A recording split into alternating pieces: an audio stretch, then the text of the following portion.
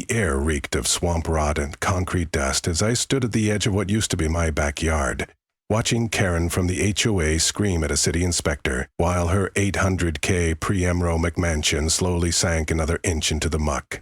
Flash flood warnings blared from parked squad cars. Frogs croaked from front lawns. And somewhere across the swampy hellscape, a rusted mailbox bobbed past like a funeral float. Yep, that's me. You're probably wondering how we got here. I never thought a skinny little creek winding through my backyard would turn into a declaration of war. But that's exactly what happened. For years, that trickle of water was my refuge, my reward. After long days welting pipes and crawling under houses for a living, I would sit in an old folding chair next to the creek, beer in one hand and fishing pole in the other. Though I never caught anything bigger than a curious bluegill, dragonflies zipped through the tall reeds. The air smelled like wet grass, and the only sound at night was the gentle burble of water weaving through the rocks. It was the kind of peace you didn't mess with. Then came the HOA. Technically, the HOA had existed on the other side of the development for years, all tucked away in their identical beige houses with matching mailboxes and suspiciously synchronized porch pumpkins every October. We on the creek side were the old-timers, the leftovers from when this place was nothing but fields and dirt roads. But lines were redrawn, neighborhoods annexed, and before we could blink, the HOA had slithered its way into our lives like an oil spill. I got my first taste of their nonsense when a woman named Karen Mitchell showed up on my porch one muggy Saturday morning, clipboard clutched to her chest like a medieval shield. She wore pastel workout gear despite clearly not working out, and her smile had the same warmth as a tax audit. She introduced herself as the HOA Community Standards Chair. I introduced myself as busy, but that didn't stop her. She had concerns about my property. More specifically, she had concerns about my creek. According to her, it was an unauthorized water feature that posed a significant safety hazard to neighborhood children and wildlife. I stared at her like she had just accused my cat of running a Ponzi scheme. The creek was natural, had been there long before any of us showed up with our mortgages and zero-turn mowers. It was as much a part of the land as the trees and the rocks. Karen didn't care. Karen had rules about fencing water features, rules about standing water, rules about aesthetics, rules. I politely informed her that the creek was a protected natural drainage, according to my deed and county regulations, but she just scribbled something furiously on her clipboard and huffed away, leaving the smell of expensive perfume and pure rage hanging in the air. 2 days later, I got my first violation notice, stuck to my door with blue painter's tape. It accused me of unauthorized landscape elements, unsafe open water, and attracting non-Mayday species, because apparently frogs now counted as foreign invaders. I ignored it. A week after that, I got a second notice. This time, it threatened fines of $100, 0 cents per day, unless I submitted a plan for bringing my property into compliance. I wrote back a simple letter quoting county codes and attached a copy of the land survey showing the creek's legal status. They responded by scheduling a mandatory inspection. That inspection turned out to be 3 people I'd never seen before wandering around my backyard with tape measures and smartphones, snapping photos like they were building a case against me for war crimes. Karen supervised from the edge of my property, tapping her toe impatiently as I stood there, arms crossed, daring them to step 1 inch into the creek itself. They didn't, but they made plenty of notes. A week later, at the mandatory HOA meeting that I had absolutely no intention of attending until that point, Karen stood up in front of a crowd of mostly disinterested neighbors and declared my creek an imminent safety hazard. She cited insurance risks, wildlife attraction, mosquito breeding, and the potential for future erosion compromising nearby properties. The irony of calling a natural creek a hazard while living next to a marshy swamp was apparently lost on her. When I stood up to argue, she smiled sweetly and handed me a packet of paperwork, demanding I either fence the entire creek, fill it in, or submit to weekly HOA inspections for the next year at my own expense. I told her, and the entire room, exactly where she could stick her paperwork. Politely, of course. After that, things got worse. I started finding anonymous complaints about my overgrown landscape and failure to maintain property standards on my door every other day. My mailbox was mysteriously knocked off its post. One morning, someone dumped a pile of landscaping rocks into the shallow end of the creek, making it back up a little and pull against the banks. I caught Karen herself one afternoon taking pictures of my yard from inside her SUV parked across the street with the engine running like some sort of suburban private investigator. I refused to budge. I kept the creek natural, kept the reeds trimmed, kept the flow clear. It was my land, my water, and my damn right to sit next to it in peace. I should have known they wouldn't stop there. It happened early on a Wednesday morning. I was sipping my coffee on the back porch when I heard the low rumble of heavy equipment.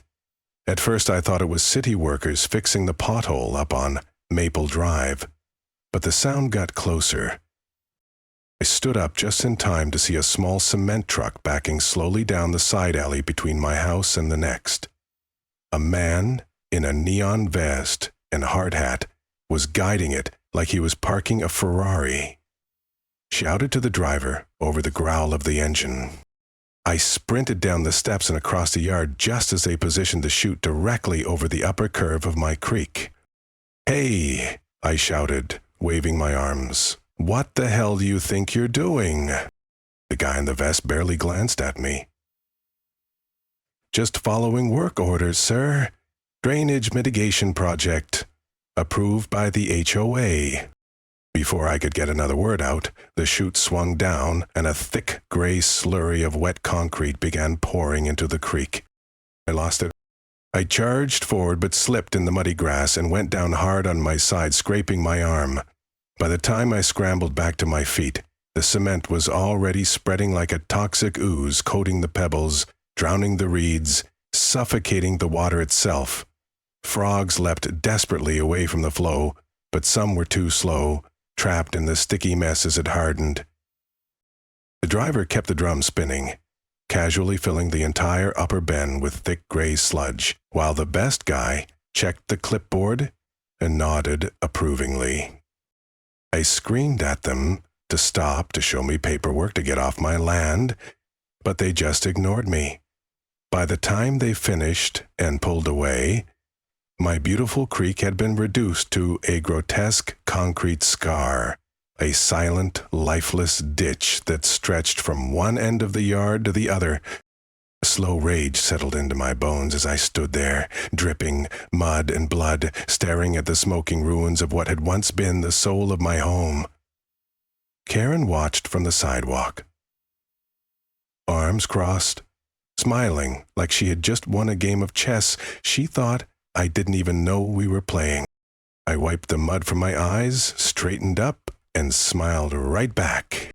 Let her have this round. She had no idea what kind of storm she had just unleashed.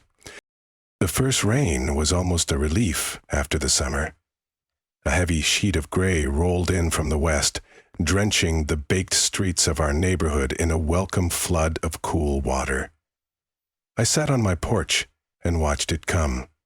Arms crossed, coffee growing cold in my hands, as thick drops hammered the roof and turned the lawn into a muddy sponge. Normally, the creek would have handled it without complaint. Its little gurgling mouth would have swallowed the runoff and carried it downstream, like it had done for longer than any of us had lived here. But this time, there was no creek to catch it, only a long concrete scar, hard and slick and useless. I watched the water hit the concrete channel, swirl uncertainly, then begin to back up, pooling across the lawn and into the low spots like an old man trying to remember his way home. Within an hour, puddles stretched across my backyard like ugly gray bruises. By noon, the sidewalk out front was ankle-deep in murky runoff, small pieces of mulch and trash spinning in lazy circles where the storm drains clogged. Across the street, Karen Mitchell stood on her porch with an umbrella the size of a beach tent, watching with thin-lipped satisfaction as water lapped at the curbs and flower beds. It took only 2 storms for the first real problems to appear. Mrs. Jensen at the corner house woke up to find her basement carpet squishing under her feet. Mr. Alvarez had to sandbag his front door when a river of runoff poured down the slope of his yard straight toward his porch. The gutters on Maple Drive overflowed so badly that the whole cul-de-sac turned into a stagnant pond, trapping a couple of unlucky cars up to their wheel wells in dirty brown soup. And every single time, the HOA sent out a notice blaming the homeowners. Improper lawn grading, clogged personal drains, failure to maintain property water runoff according to HOA standards. It was never their fault. Not once did Karen or her cronies mention the fact that by pouring concrete into the natural drainage path, they had crippled the entire runoff system. It was as if the creek had never existed, wiped from their memories the way you might erase a guilty footprint from a crime scene.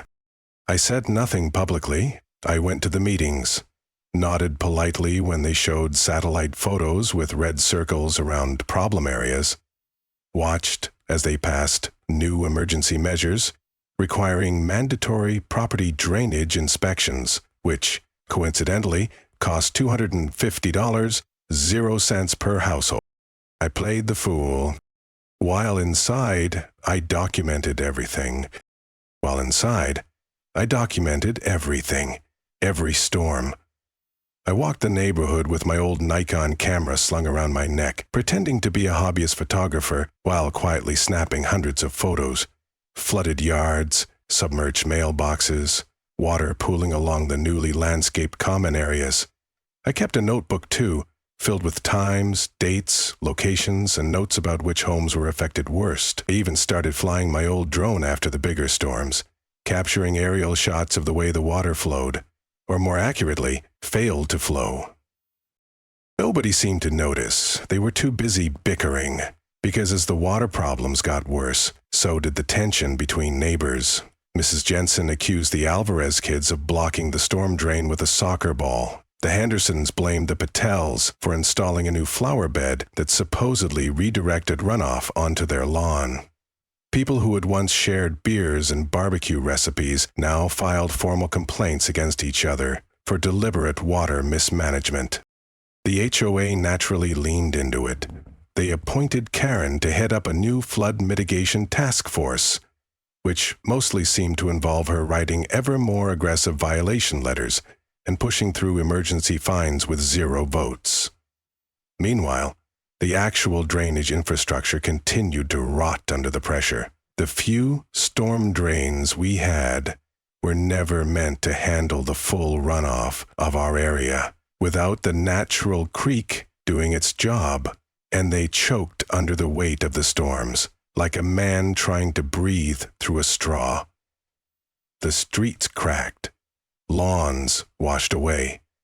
Mold crept up the sides of garage doors. And still, somehow, the blame always seemed to land at the feet of the residents.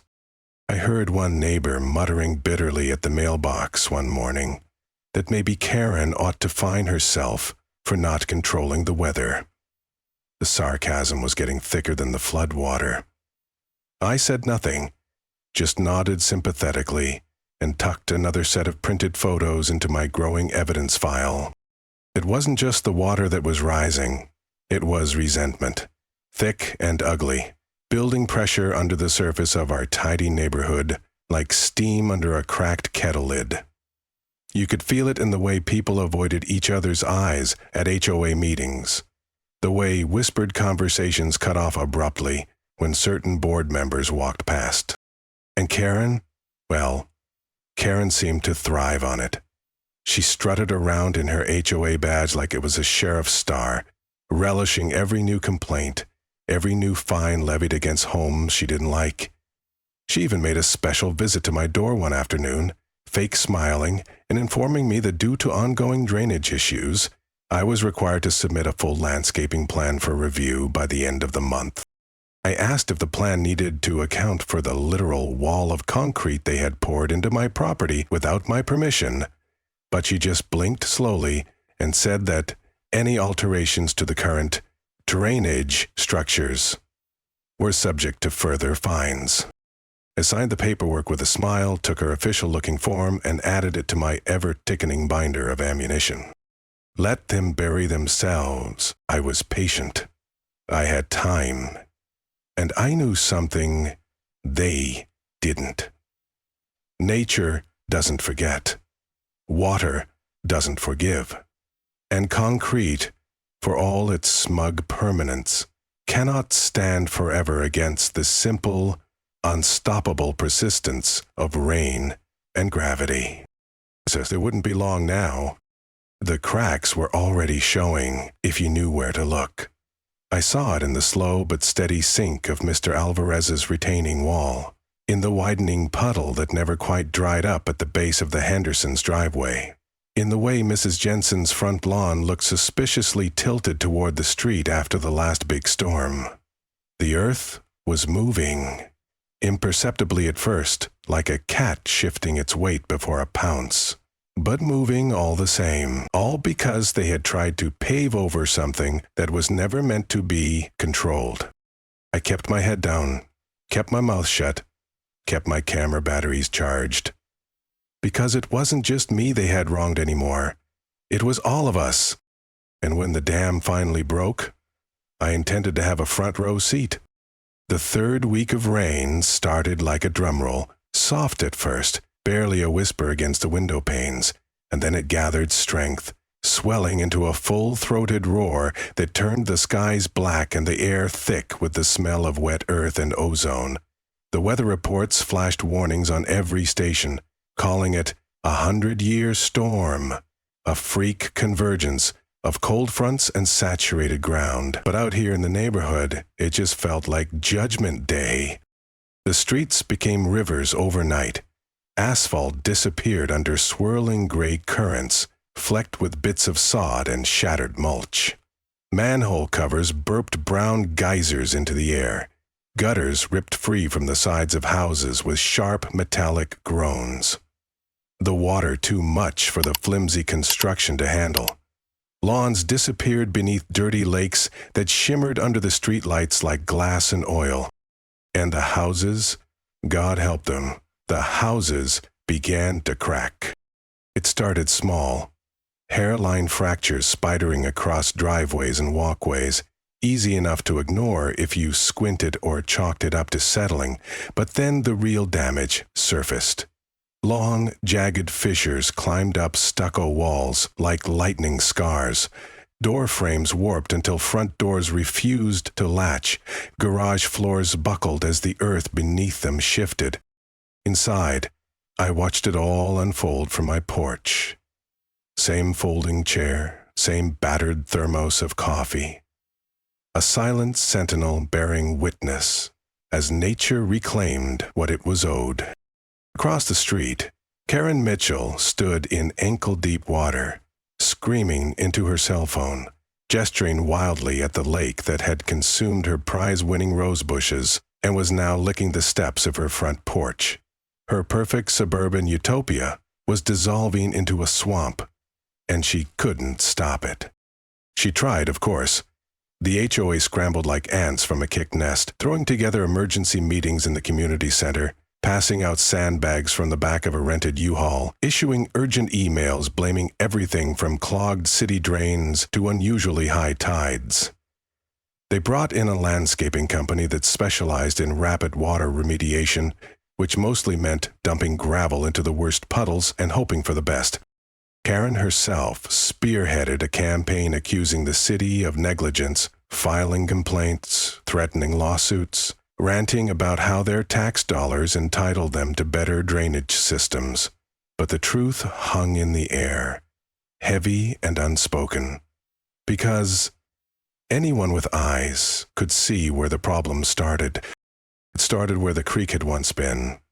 It started in my backyard. And so, of course, the blame shifted again.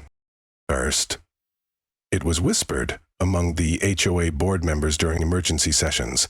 Then it appeared in passive-aggressive email sent to all residents. Finally, Karen made it official, marching up to my porch one afternoon with a clipboard and a violation notice that looked thicker than a phone book. Negligent property maintenance. Failure to install proper drainage structures. Contribution to neighborhood flooding. Her voice trembled with barely contained rage as she read the accusations aloud, water still dripping from the hem of her designer raincoat. I listened patiently, sipped my coffee, nodded at all the appropriate times, let her vent every ounce of her frustration and fear and fury. I signed nothing. I said almost nothing. I just smiled, that slow smile that made her eyes narrow with suspicion, because I knew something she didn't. I had known it for weeks now, sitting quietly on the knowledge like a trapdoor spider, waiting for the right moment. They thought they had erased the creek with a few yards of concrete and some paperwork, but creeks, real creeks, are stubborn things. They're written into the bones of the land, etched deeper than any human survey or HOA covenant. The water hadn't disappeared. It had simply gone underground, seeping through the soil following its old paths, saturating the ground layer by layer until it could no longer be ignored. The foundations were cracking, not because of clogged drains or heavy rain alone. They were cracking because the earth itself was shifting, swollen with trapped water, straining against the unnatural barriers humans had foolishly erected. And I had proof. Tucked away in my files were the drone photos showing the initial minor pooling, the aerial maps showing the slow, inevitable migration of the water toward the lower-lying homes, the city floodplain maps that had never been updated after the HOA's illegal creek modification. Even a few quiet conversations I had recorded with contractors and surveyors who confirmed, off the record, that the changes made by the HOA violated several county drainage codes. But I wasn't ready to spring the trap just yet. No. This had to get worse. It had to hurt. It had to break them. And judging by the rising tension in the neighborhood, we were almost there. You could feel it, like the thick electric hum before a thunderstorm, in the way neighbors glared at each other across flooded sidewalks, in the way voices rose sharp and angry at HOA meetings, in the way the once pristine lawns now sagged under the weight of mud and resentment. Karen sensed it too. She doubled down on enforcement, issuing new regulations, new fines, new inspections. She organized a neighborhood improvement committee tasked with identifying homes that were contributing to the aesthetic decline of the community. And guess whose name was at the top of that list? I smiled when the notice arrived. 3 pages of vague accusations and thinly veiled threats. I added it to my growing binder, careful to slip a copy into the waterproof container I had buried at the base of the old oak tree out back, just in case. Because people like Karen, once they felt the ground slipping from under them, tended to get desperate. And desperate people made mistakes, big ones. All I had to do was be patient, and the land itself would do the heavy lifting. The heavy envelope had sat at the bottom of my filing cabinet for years, tucked between yellowed manuals and a cracked box of Christmas lights I never hung. I found it the night after Karen dropped the latest violation notice on my doorstep, her smug grin still fresh in my memory. It had been pure stubbornness that drove me into the garage that night, flashlight clenched between my teeth, rifling through old boxes, until I found the battered blue folder my grandfather had given me when he signed over the property. Might be useful someday, he had said, then promptly refused to explain. I pried the envelope open with the edge of a screwdriver and found a treasure trove inside. Original land surveys dating back to 1952, a certified letter from the County Water Authority dated 1978 confirming a permanent natural drainage easement running directly through what was now my backyard, copies of state environmental protection orders recognizing the creek as part of a protected watershed. In other words, hard official proof that my little creek wasn't just a pretty feature, it was a legally protected drainage route. One that no homeowners association, no matter how drunk on power, had the right to fill, block, reroute, or otherwise tamper with. And that was exactly what they had done when they poured concrete into it. I sat back on the cold concrete floor, the document spread out like a hand of winning cards, and let out a long, slow breath. They had screwed up royally. But proving it would take more than just waving these papers around at the next HOA meeting. I needed the right people to see them. People with badges. People with clipboards. People who could shut Karen down the way a dam shuts down a river. So I made some calls. First to the County Water Authority, requesting a property inspection due to suspected unauthorized modification of natural drainage systems. Then to the City Environmental Office, framing it as a concern for potential wetland violations. I used my real name, gave my real property details, but carefully left out any mention of the HOA, for now. Let them find the smoking gun themselves. While the bureaucratic wheels began to turn, I got to work on the second part of my plan. Anonymous whistleblowing. It was surprisingly easy.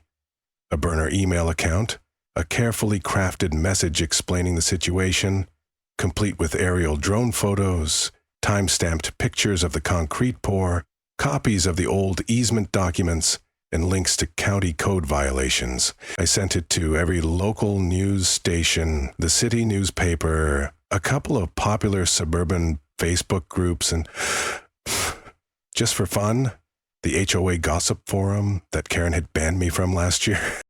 Then I waited. I didn't have to wait long. 3 days later, a white county truck rolled slowly down my street, followed by a second vehicle bearing the city seal. 2 inspectors got out, one carrying a clipboard, the other shouldering what looked like a surveyor's tripod. They crunched across the muddy sidewalk, carefully avoiding the flooded yards, and came straight to my front door. I invited them in, offered them coffee, and laid out the entire history in calm, measured tones backed by hard evidence.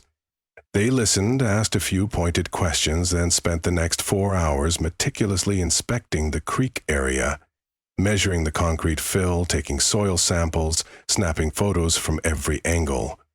I watched from my porch as they made notes, conferred quietly, frowned a lot, and finally shook their heads grimly before getting back into their trucks. Later that night, the first news story hit. It was a short segment on the evening news. A grainy aerial shot of our neighborhood floating on a lake of muddy water, while the reporter explained that unauthorized modifications to natural drainage systems had worsened flooding and possibly violated multiple environmental protections. They didn't name the HOA yet, but it was only a matter of time. The next morning, I found a certified letter crammed into my mailbox. Official notice of investigation. It was addressed to the HOA, but of course, Karen already knew. The way she stormed into the emergency board meeting that afternoon told me everything. I stayed just long enough to watch her march up to the podium, cheeks flushed, hair frizzed from the rain, and slam a thick stack of papers down in front of the shell-shocked board members. She ranted about slander, about false accusations, about rogue residents sabotaging the community. She accused the county of overreach, the city of corruption, the media of bias. She accused everyone but herself. Meanwhile, behind her, the projector screen flickered to life, showing images that had clearly been pulled from the whistleblower packet. Photos of the concrete truck pouring into my creek. Maps of the natural easement running straight through my property. Screenshots of the county codes they had violated in bold red text. The room went silent, except for the quiet hum of the air conditioning. Even the board members, normally quick to nod along with Karen's every decree, shifted uncomfortably in their seats, eyes darting to each other, to the floor, anywhere but at her. She was cornered, and she knew it. But Karen was nothing if not stubborn. She doubled down, claimed the concrete was a temporary erosion control measure, insisted that the HOA had the right to beautify common areas, even hinted that she had verbal permission from someone at the county to make improvements. But when one of the quieter board members timidly asked for written proof, Karen's mouth snapped shut like a steel trap. Because there was none, and she knew it. That night, the second wave of news coverage hit, this time much harsher. Words like illegal, reckless, and potential civil and criminal penalties were thrown around with relish. Several residents were interviewed, some on camera, expressing their outrage, their fears about property values, their concerns about mold and foundation damage. A local environmental watchdog group picked up the story and started circulating a petition demanding a full investigation and restitution for affected homeowners.